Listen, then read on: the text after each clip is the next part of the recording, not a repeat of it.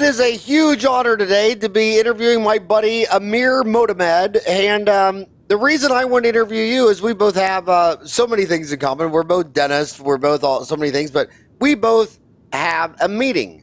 I have the Townie meeting, and we've had it every year for, I think, 13, 14 years, and you started the California Dental Expo, which I have been honored to speak at a couple of times, and I wanted to ask you, what made you start the California Dental Expo? What was all that about? Well, Howard, I saw a need for it, and the need is for younger dentists and new grads to basically have access to dental care in a cost-conscious environment. And today what we're seeing is a lot of dentists going to dental conferences. They are relying solely on the internet to get their scientific knowledge. And so much of what I have learned, and many of us as dentists have learned, is through personal interaction with other dentists. Books are not the answer when it comes to learning something that involves both science and skill. So why do you think you're in California now. Now, granted, there's 205,000. What is it? 205,000 dentists in the United States, and 32,000 of them are in California. But you got the big CDA meeting in San Fran. You got the big CDA meeting in Anaheim. That was pretty gutsy to sit there and say, hey, just little old me, Amir, is going to start my own dental meeting and go against CDA North and South. That was a gutsy move. How many meetings have you had? We've had 2 meetings. We're going on our 3rd, Howard, this year in January 22nd to 23rd. January 22nd to 23rd. And where's it at? It's at the LA Convention Center, beautiful LA, perfect weather in the winter, and it's free for everyone to attend. And the students can come to lectures free of charge. So the meeting is free to dentists? The admission is free. A lot of lectures are free. The lectures that cost money are anywhere from $40 to $95. And basically, students can get to come to all the lectures for free. Dentists can also get all 15 CE units if they're there for both days, free of cost, depending on which classes they choose. Wow, that is amazing, and this is working for you. This is a profitable hobby you have now. I mean, like Shark Tank, they say, is this a hobby or a business? How would you answer that? It's a passion more than anything. Everything takes time to grow. I am putting whatever we get back into the business. My salary has been $1 per year, and it's been the hardest dollar I've ever earned. But it's working towards something greater, something more, and it's just a drive I have. I think it's incumbent on all of us when we see a need to try to fill it and not to depend on other people necessarily to do stuff for us, especially for the younger kids, the newer grads. It's important to take initiative, and I have been very lucky, and a lot of people that are experienced in dentistry, a lot of teachers, educators, they have been very supportive of the idea, and I am very, very appreciative to all of them. Well, I almost, and by the way, thank you so much for having me lecture for you last year. That was a blast, but it was so adorable to see you with your mom and your sister. It was like a family event. I felt like I was going to a family a party at your house. Well, we try to keep it intimate and informal, and I think that also serves to make people, dentists, more comfortable asking questions in lectures. We try to keep it very intimate. Thank you very much for your involvement, Howard. I feel embarrassed, but am I get this wrong? Was your mother a dentist, or sister, or brother? She's a dental hygienist. Your mom's a dental hygienist? Yes, my mom's a dental hygienist. My father and brother are both dentists, and I guess that's our family. So your mom's a hygienist, your dad and brother are dentists? Yes, and my sister is a physician's assistant. I thought she had something to do with like social media too, or social media No, marketing. she also lectures on basically life coaching, etc. So Life coaching, motivational speaking, yeah. I know. I'm trying to get her to put an hour up on Dental Town. She said she would, but maybe she's busy. She's very busy. She's very busy, very successful, and I will ask, and I'm sure that she'll accept. Well, I always like the motivation. I think it was Zig Ziglar who said that, all humans need everyday deodorant and motivation. And I tell my boys, I say, the hardest thing about life is just getting through it, take one day at a time, and just try to stay happy and healthy. And at the end, we're all lowered in the same casket anyway, so don't get crazy or don't trade away your health or wealth. Just stay focused, stay happy, stay healthy. And I thought your family was amazingly happy and healthy. Thank you. Also talk about the award you get. Well, let me back up. I have a sense in my heart that you created this meeting because really deep down inside, you don't really like the way where dentistry is headed. Is that a fair assessment? Well, we all have to put in our efforts, Howard, for the profession. And it's not us versus them or our group versus another group. We have to work together. And we can't depend on other people to step in. We have to step in and take initiative. And hopefully we're going to have people such as yourself backing us up and helping us, because as younger members, we need that. We need the guidance. And but we do have to show the initiative. And we cannot wait for other people to do the work for us. I always tell dentists, I said, the reason your mom and dad cried at your dental school graduation is, you had done nothing yet. You just got your diploma. It was you were standing on the shoulders of all the great dentists who had gone before you, all the way back to G.V. Black or Pierre Fichard in France or what have you. And in Boy Scouts, the thing they beat in your head is you got to leave the playground better than when you found it. And I just, and it makes me upset when people just drop out of the ADA because they got a complaint. I mean, well, when you don't like America, you don't, I'm not going to move back to Ireland, you just, you pay your dues, and because it's the only one supporting you. And I'm a member of all of them. I mean, I want to be a member of the ADA, AGD, whatever. I mean, any group or fraternity or bunch of dentists, with passion or together working on their profession, it's all good. And Howard, what you've done with Dentaltown, also, you saw a need for dentists to get together and for them to communicate. And Dentaltown brings people from all over the world together in one spot to communicate, to share ideas, and to solve problems. And that is going to be the future of dentistry, and that's so important for dentists to be able to communicate. Even they need to communicate face-to-face and ask questions. And that's what conferences and dental meetings are for. And Go ahead. Go ahead.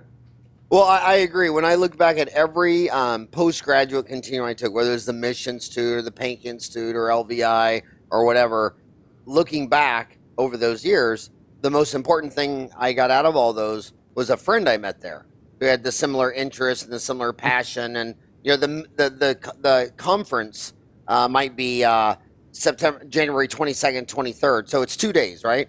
2 days. It's a 2-day conference, and you might hear a lecture, but what might really be cool is if you go there and meet a buddy, and then you and that buddy are walking through dentistry the next 30 years, holding hands together, helping each other. So I've always thought it was a relationship. And the same thing within the dental societies in Arizona. It's the same 100 dentists at all the meetings, and after 3 decades, they're all your buddies. Yes, and as I've gone through these meetings, I've been a dentist for 24 years. And as I've gone through these meetings to the conferences, one of the saddest things I see is a declining number of attendees. It's really sad, it's heartbreaking. So how can we change this?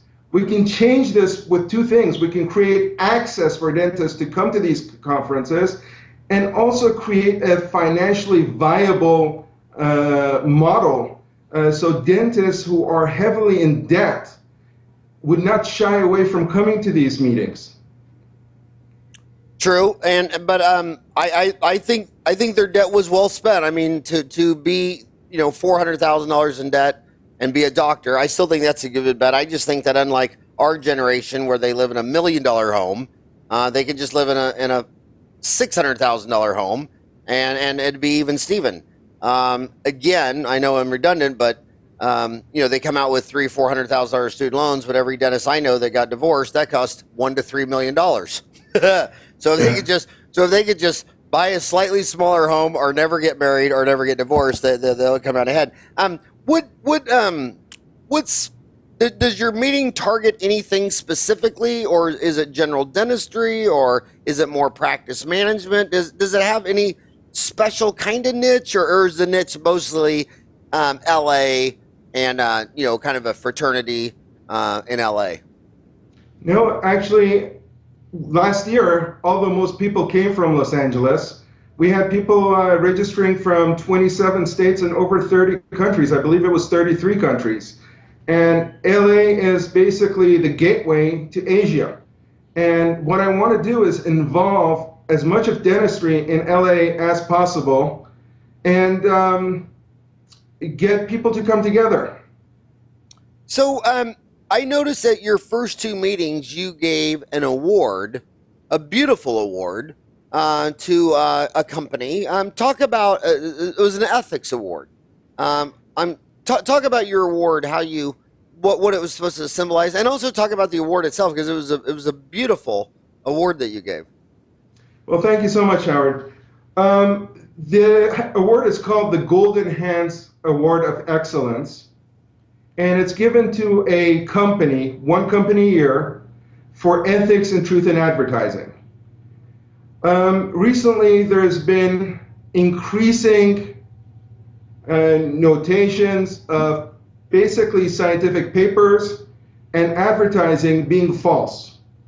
Dr. John Ioannidis, who's the co-director of metrics at Stanford, wrote a paper on why most research is false. Most research findings is false, and that's actually one of the most cited articles in journals now.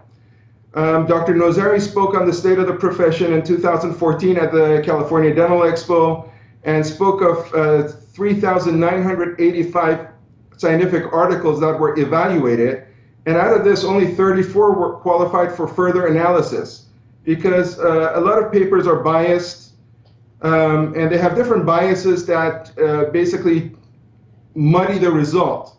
And so what I wanted to do is give an award to a company that recognizes its ethics and its truth in advertising. The best products right now are made in the United States. If I want something done in my mouth or my patient's mouth, I want to use the products of one of these companies. So it's important for these companies to stay strong. And the bottom line is everything has to be transparent, because we as dentists, we need to know what we're using. And we might use X product for this procedure and Y product for this procedure. But we have to know what it's all about. And when we get false advertising or research that's incorrect and biased, we are being robbed.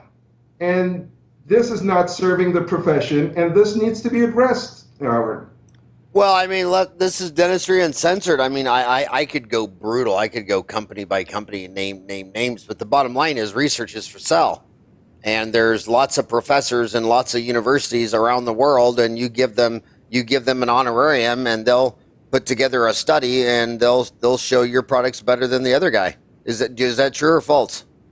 Well, there's a lot of it going on, but my point is it does not serve the profession. Right. And we cannot be prostituting our profession for our own personal gain.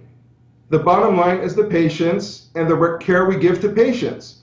Now, as practitioners, we change and we treat people and their mouth. We permanently change things in people's body.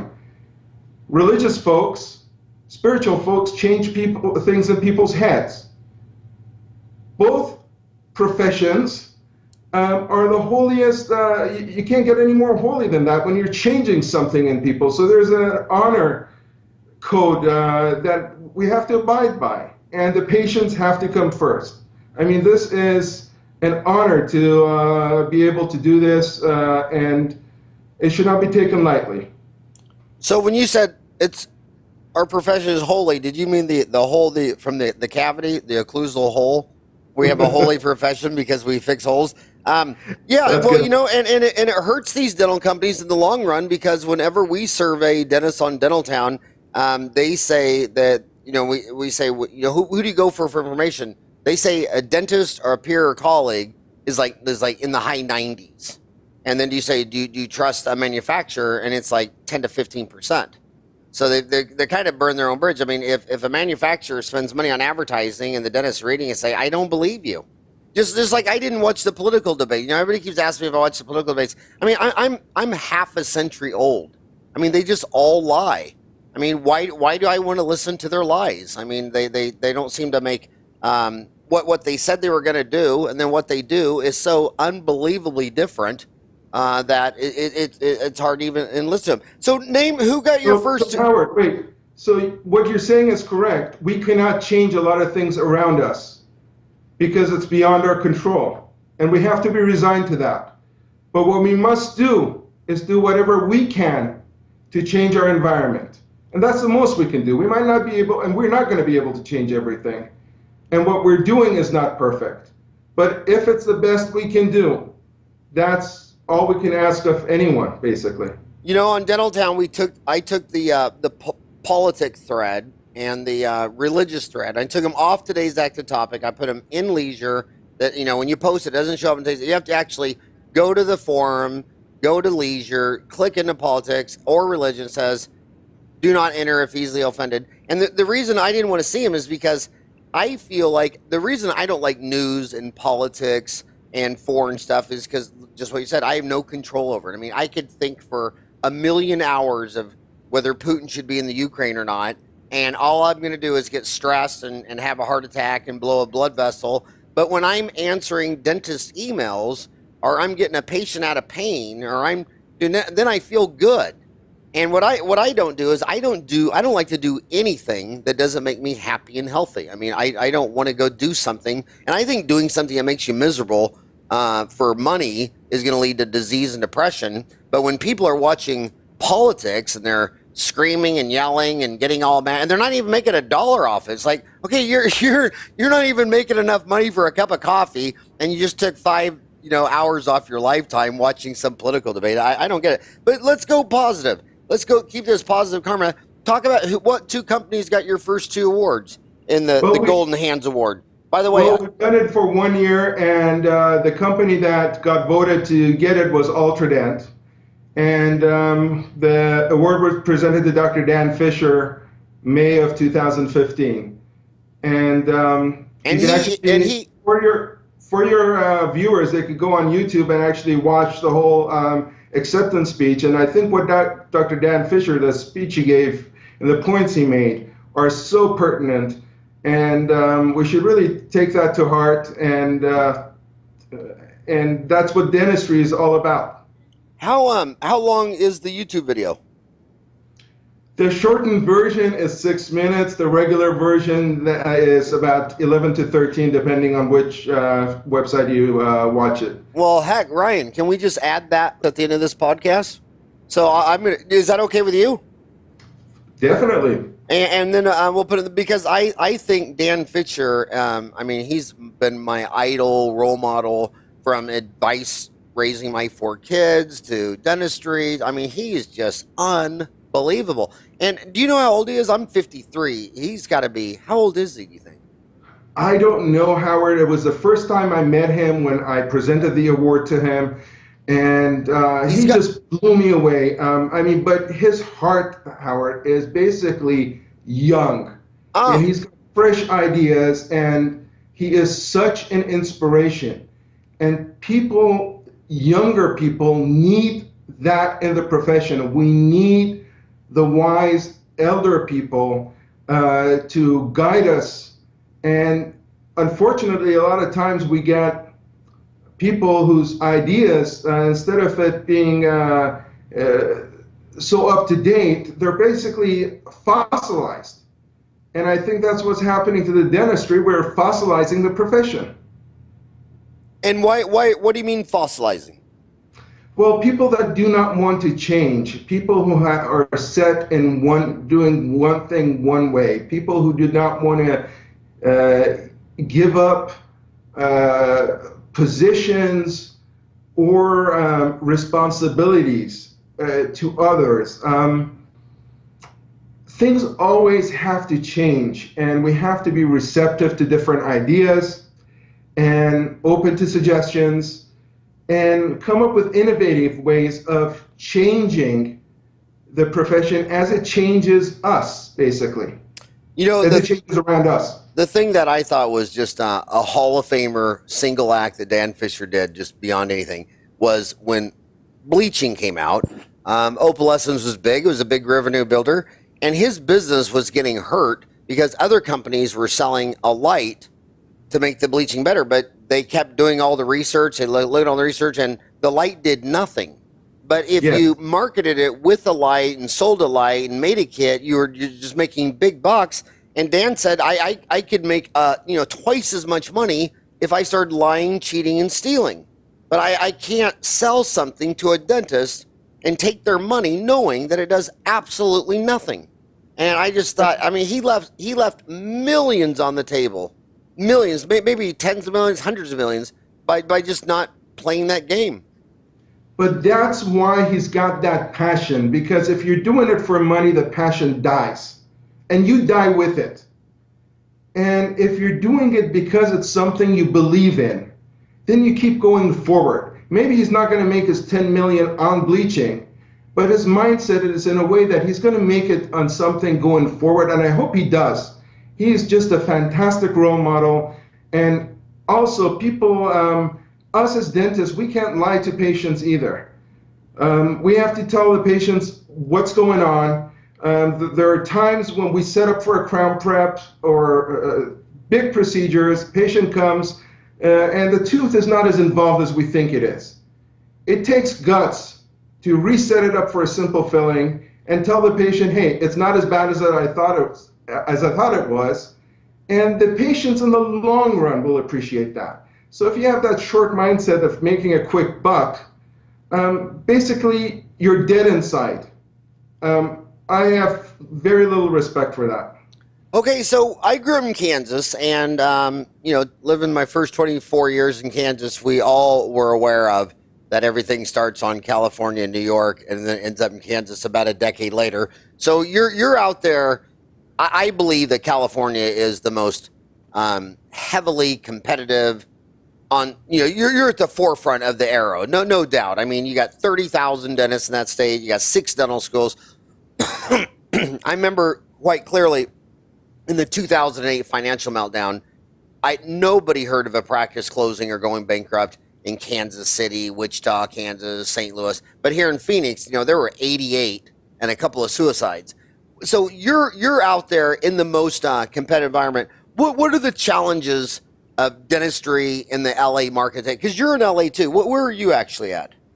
I'm in Beverly Hills. Have a small laboratory office. Yes. So what's it like in practicing in California, like the LA Metro, Orange County today? And what are the challenges that dentists are facing? And also the new grads coming out of school entering that market that's saturated and has 6 dental schools pouring out more. And you get tons of foreign trained dentists moving in there too.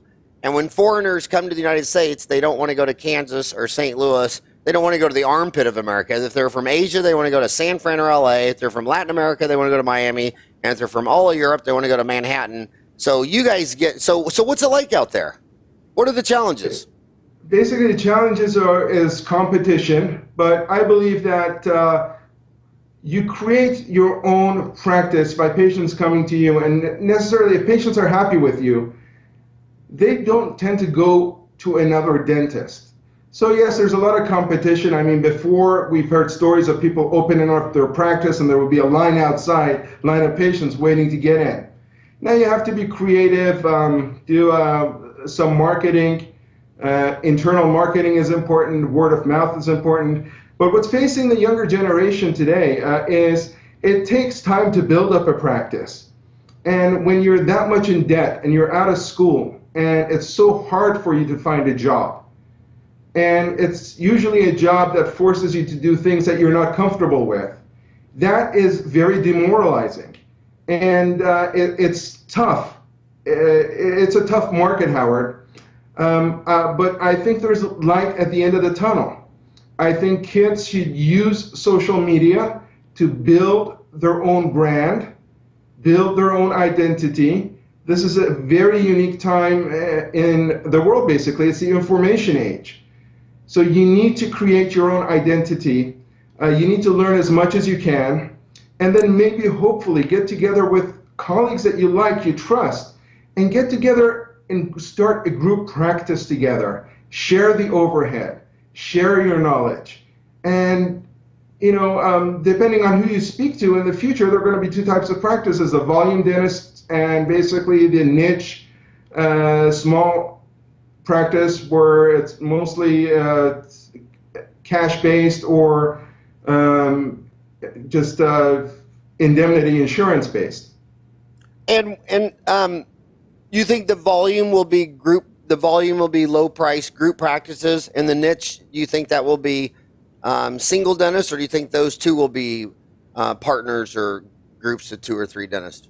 No, the niche could also be groups of 2 or 3 dentists, but I don't think, I think this niche is not going to depend so much on third-party payments and just how artificially low the cost or the reimbursement rates are for a lot of the procedures that we do. We spend a lot of time with patients. I think we spend a lot of our youth trying to get educated and a lot of time in the chair, and the compensation for dentists is inadequate. And there has to be a balance, Howard. There has to be a nice balance. So let's go back in time. You got out of school in 1992, so that was 23 years ago. When we talk about two types of practice, volume, niche, what percent of the dentists do you think in 92 were group practice volume versus niche versus today in 2015? And then try to make on that, going 23 years back, let's go 23 years in the future and say in 2038, what do you think the percentage would be volume versus niche? Howard, if I told you, if I gave you an answer on that, I'll be just speaking from thin air. So I can't answer that question. Well, how has it changed? How has it changed in the last 23 years? Oh, okay, that I was going to get into that. So what's happened in the past 23 years is you had a lot of middle ground, basically, in the past 20 years, where dentists could see a little bit of HMO, they could see a little bit more of these contracted insurance fees, and they could see a little bit of private patients as well. But back then, you had basically crowns that were, I don't know, going for $585, $600. Patients' insurance limits were $2,000.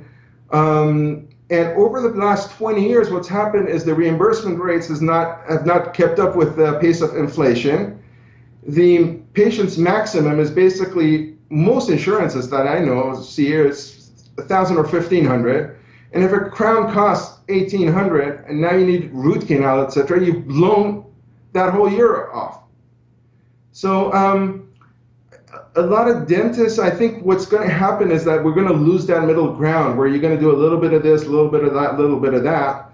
And it's going to be a more separated market where you're going to have the more fee-for-service dentists and more, hey, I'll do all the insurances and everything I can with the help of other dentists. A lot of these podcast listeners might be in like Milwaukee or Omaha, where they're getting like one of these first national corporate chain dental offices come in. And I always think it's funny because they'll be like a town, and then like one of these national chains will build like one office in the town, and all the dentists freak out. And I'm like, dude, there's 350 dentists in this town, and this place employs 2, and you just had a stroke. But you're out there with a lot of national chains. Would you care to comment on the national chains and what you think they're like? I mean, or would you say they're Chevy, Pontiac, Olds, or would you say they're used car? Or are they public health? Is it taking the city bus or train? What do you and what is? How long do dentists, when they get out of school and they take a job there, what percent of them say, I actually like it, and stay there 10, 20 years, versus I'm only doing this because I have to have a job and I have no other options? Well, most dentists I speak to, most younger grads and new grads that I speak to, number one, it's difficult for them to get a job. Number two, they're always looking for something better. That to me indicates that they are not as happy as they could be. As far as the quality of these organizations or corporations, number one, not everyone can afford the ideal, well, the best that dentistry has to offer.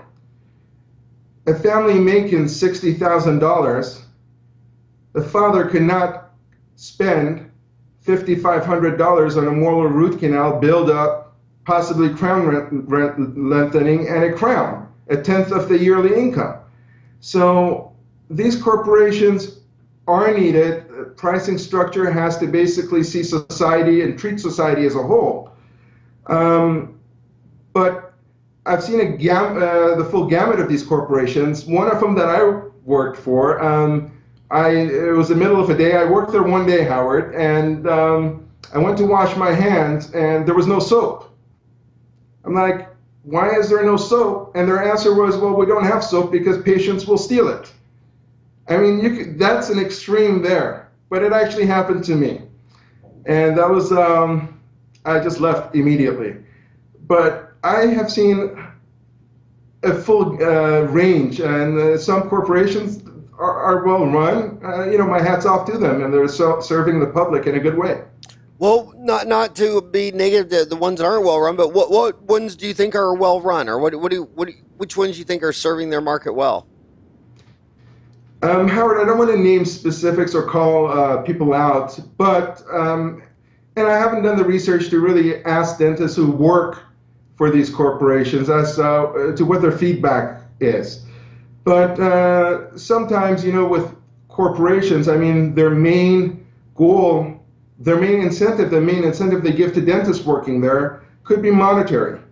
And when dentists are in such a financial burden, they might do unnecessary dental work and extra dental work. And I've definitely seen that happen. I've seen a lot of overtreatment. And in HMO cases, you see undertreatment because if those patients end up not being treated, the office profits. So it basically comes down to everyone's individual consciousness. And you can have two dentists working in the same corporation, and the work that they could do, the service they provide for patients could be substantially different.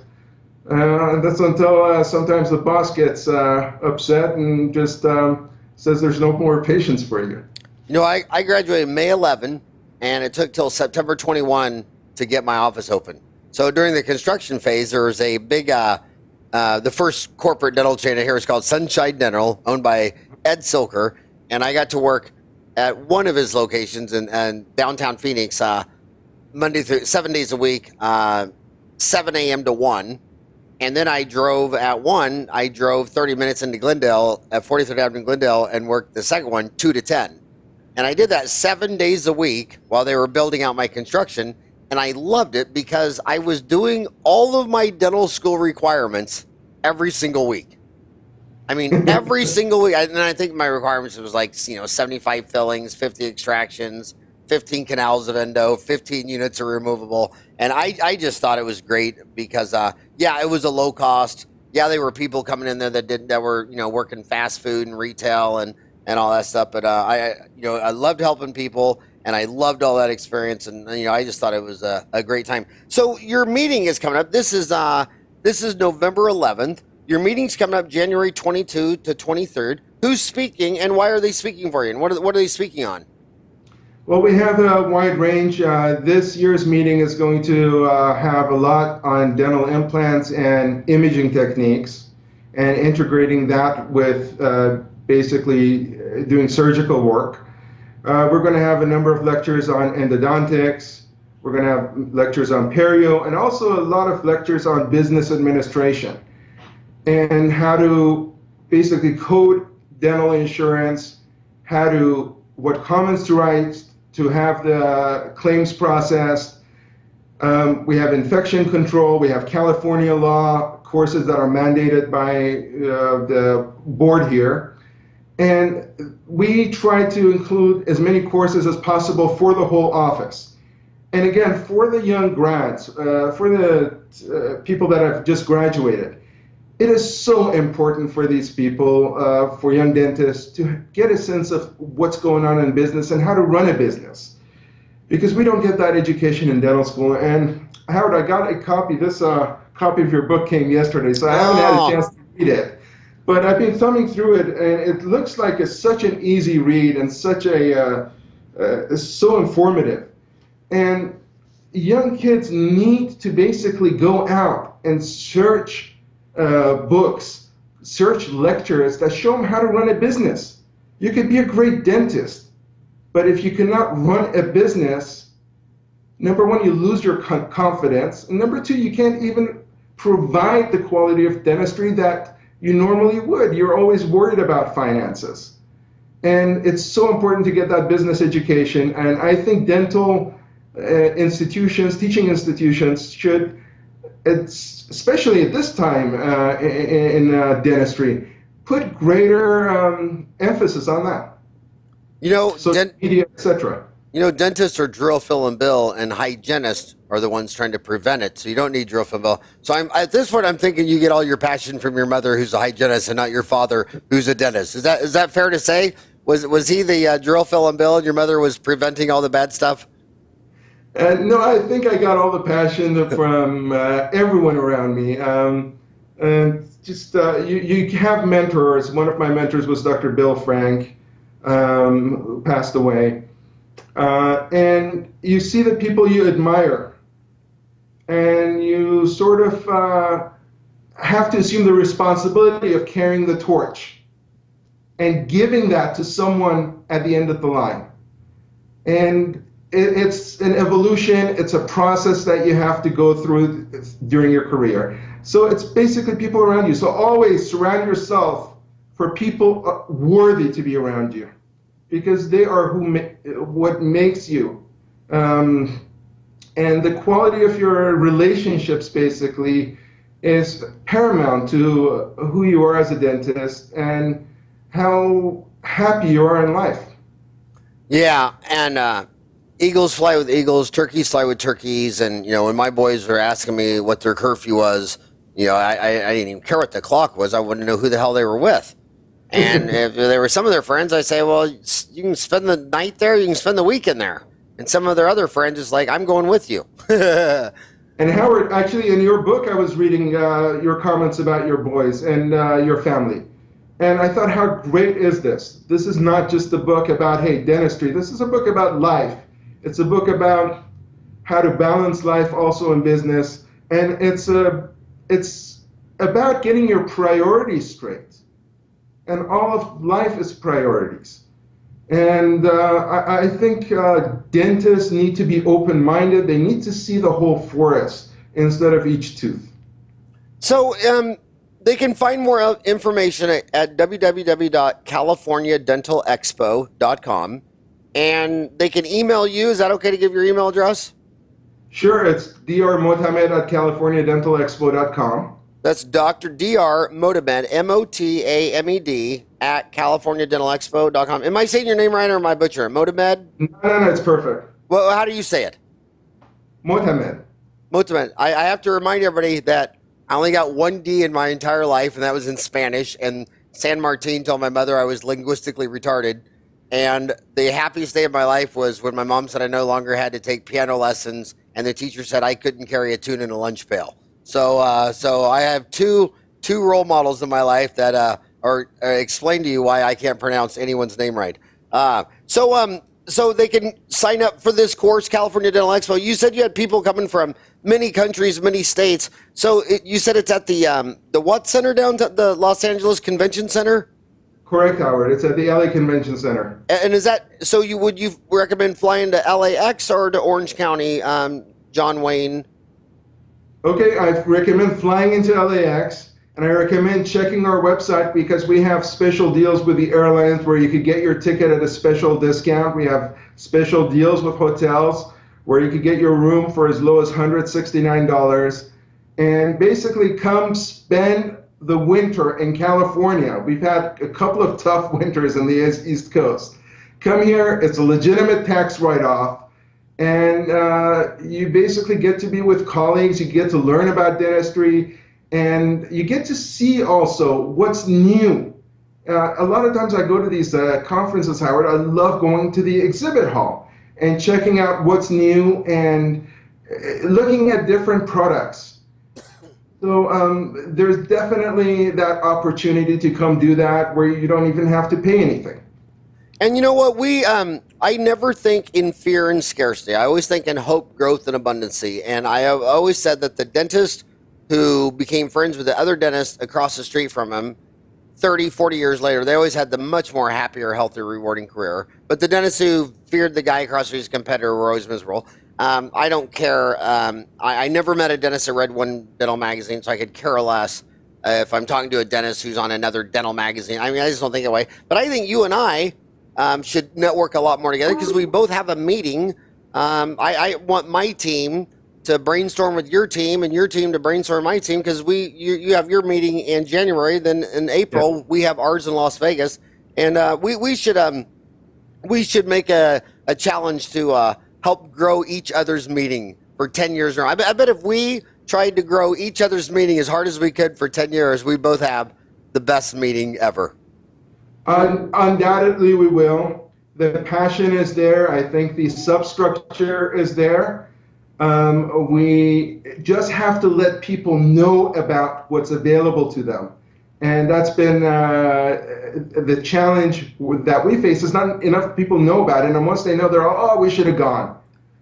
Well, I think there's huge possibility, and I really see a bright future for dentists if they follow their passion.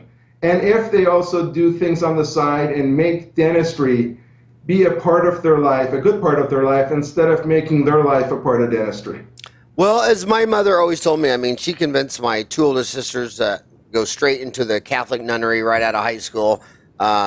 She always wanted me to be the first American pope, you know. But the way my mom saw it was that everything was a vocation. She wasn't into occupations. And she didn't care if you're Mother Teresa treating the poor for nothing and having just a tin cup and 2 changes of clothes.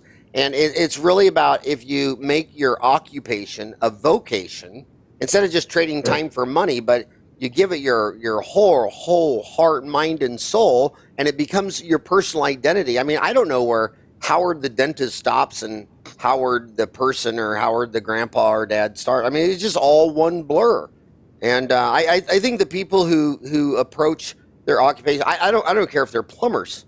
I mean, if you're the best damn plumber, you'll live with purpose and passion, and everybody needs plumbing. And I also noticed that in high school because I thought the coolest girl in our class, or the whole school, was Eldonna Flanagan, and her dad owned the trash trucks.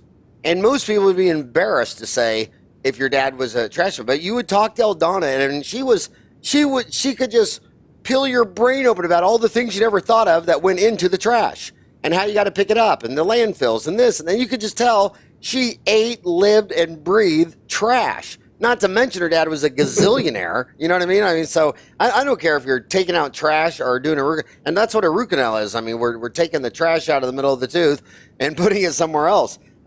So it's been 45 minutes. It's been 44 minutes, and you said Fisher's deal is 13 minutes. I say I say we do that. Well, in the hour podcast, you want to do the last 13 minutes with Fisher's YouTube? Yes, sir. We could do that. We could do the 13 minutes, or we could do the shortened 6 minutes, which also has the preamble to what the Golden Hands is all about. And we just try to condense that into 6 minutes. But I do encourage everyone to watch Dr. Fisher's whole interview. He teaches. And how do they find it on YouTube? Or is it on your website, California Dental Expo? It's on YouTube. Yes, it's on our channel, California Dental Expo. It's also on Ultradent's site, and the full interview is on Ultradent's site also. I felt so bad because I ran into him. Sometimes I run into him like London or at the Cologne meeting in Germany, and here I'm, 10 years younger than him. I got jet lag and I'm tired, and here he's just fired up and just bouncing off the walls, and he's got 3 times as many meetings as I do, and I just look at him like, my God, how do you find that energy? That is just amazing. But it just simply comes back. Yeah, what's so common with both of you is you have great interpersonal skills. And the first time I met you, the first time I met Dan, You're both very easy to relate to, and I think as dentists sometimes we can be a little bit too clinical. And that humanity, that personal touch, that knowing that you're treating the person and not the tooth, that is so important. And I think that the niche of our meetings is that just because you're in a room with 100,000 people doesn't mean you can still be lonely. And I think some people go to these big meetings like CDA or ADA and they don't know anybody and they're just walking around the floor and they're all alone. And I think what's the perfect size of our meetings is that it's far more likely for you to go there and meet someone and get real with someone and have lunch or go to the bar with someone and meet someone so that when the meeting's over, you have a friend. And I just tell people all the time that, you just got to meet some friends. And the best the best CE isn't even our meetings. The best CE to learn endo is go across the street to the endodontist and just knock on his door and say, hey, I'm Billy Bob and I'm 3 blocks down. Can I spend the day with you? He wants a friend just as bad as you do. And the periodontist and the oral surgeon. And then the next thing you know, you got friends in the flesh, in your zip code for the rest of your life, and that just makes dentistry so rewarding. I completely agree with that. So what's your close then? What's your big close? Well, I want to encourage the younger dentists, the new grads, basically to take initiative and to make things happen when they see a need for it, not to depend on others to do it. I also want to say that we should basically, for dentistry, maybe even have a dental recommendation board that analyzes what's going on in dentistry and basically recommends ideas to the dental organizations. And this should be monitored on a website as to what got recommended, has any action been taken, if so, what? So that people will become engaged with organized dentistry. They will want to relate more to it. They will stay more in organized dentistry. It's so important to keep people in organizations and to keep the communication going. So my big close is that to basically communicate with your peers, do whatever it takes to be in the profession. Hey, the new ADA president is my buddy and lives up the street from you, Carol Summerhays. Do you know her? No, I don't. Unfortunately not. You ought to have her come and do an opening or say something at your meeting. She's more than welcome to. ADA, CDA, dental organizations are welcome to participate in our meetings. And one thing we've done, Howard, is whatever organization has come to our meetings and presented courses, we've given 100% of the profit to those organizations because part of our mission statement is to build up organized dentistry. And we think that organized dentistry, being a part of it, should start in your own area, in your special corner, in your city, and then go outwards from there. Yeah, send me an email, howard@dentaltown.com, and say, who's your buddy who's president of ADA? And I'll reply back to you and say, Carol, she's a president of ADA, I'm sure she's swamped, but if she's in LA, if she's there those 2 days, I bet you anything she'd swing by, because she's a people person who loves dentists, and I don't think she's ever passed up a chance to go shake hands with more dentists, so. That would be great, and thank you so much, Howard. Thanks. All right, and tell your mother and sister that Uncle Howie said hello. Thank you, and thanks for all your support and just for your positive energy. All right, buddy. Thanks for spending an hour with me. Thank you, Howard. It's called the Golden Hands Award of Excellence for Ethics and Truth in Advertising. It is presented to one company a year, and we wanted to promote the most noble ideals in dentistry. Having this award will enable other companies to follow these ideals that dentistry has. We're going to have dentists from across the United States voting on a company, for a company that they believe represents the ideals of dentistry. This is a profession, and the manufacturers of our products are part of the profession. And so the Golden Hands Award is really for those manufacturers or for that manufacturer, at least this inaugural one, for that manufacturer that upholds these ideals to the greatest extent.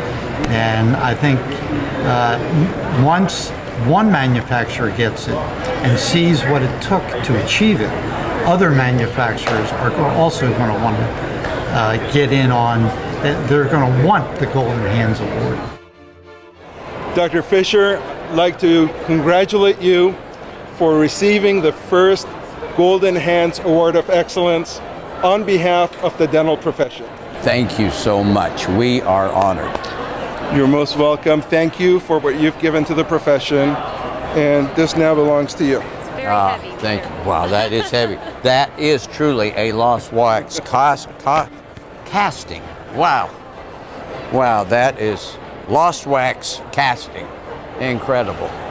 Dr. Fisher, congratulations on receiving the Golden Hands Award. Thank you. Over 3,000 companies were initially considered for this award, and it was narrowed down and voted on by real dentists across the country. What does it mean to you and to the company as a whole to be the recipient of such an honorable award? Wow, my mind is a whirlwind. It's starting to sink in a little bit. The values of Ultradent, they don't belong to me. I learned them from my grandfather. Keep your hand open to give, it will be open to receive. You never can receive with a closed fist. And that is so true. And this award is so representative of that story of what you just said about having an open hand to giving and open to receive. I never So thought how of it, poignant so you of an pointed that award out. this is for Wow, you. that's rich. And Well, your family origin in this company really tells the whole story of how you've established such a culture of integrity with your employees and with this company as a whole. So this award totally encompasses your company, your heart, your spirit, everything. So congratulations. I'm thrilled for you, and I can see the passion in your eyes. How do you feel about this award being introduced into the profession of dentistry, and what does it mean for dentistry and for dental companies moving forward? I mean, integrity, a sense of honesty and transparency being established as such an awesome award. What does that mean to you and to the future of dentistry? Boy, how many hours do you wish me to use to answer that one, young lady? First of all, I have to say that this award belongs to our people more than to me. But certainly, integrity is our first core value.